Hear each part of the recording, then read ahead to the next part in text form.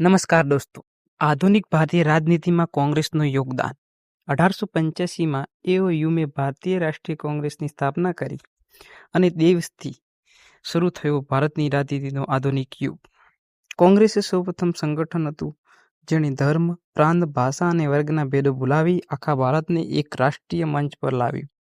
દાદાભાઈ નવરોજી, ફિરોઝશાહ મહેતા, બાલ ગંગાધર તિલક, સુરેન્દ્રનાથ બેનર્જી અને મહાત્મા ગાંધી આ બધા નેતાઓએ કોંગ્રેસને સ્વતંત્ર માટેની ચળવળમાં રૂપાંતરિત કરી. ગાંધીજીના નેતૃત્વ હેઠળ કોંગ્રેસે અહિંસા, સત્યાગ્રહ અને સ્વરાજના માર્ગ પર ચાલી અને આખા દેશમાં રાજકીય જાગૃતિનો પ્રકાશ ફેલાવ્યો. ચંપારણ સત્યાગ્રહ, અસહકાર આંદોલન, નમક સત્યાગ્રહ અને ભારત છોડો આંદોલન આ દરેક આંદોલન કોંગ્રેસની શક્તિ અને ભારતની એકતાનું પ્રતીક બની. સ્વતંત્ર પછી કોંગ્રેસે દેશમાં લોકશાહી માળખાનું નિર્માણ કર્યું, જ્યાં સમાનતા, એકતા અને જનસેવા જેવી રાજનીતિનું સાચું ધ્યેય બન્યું.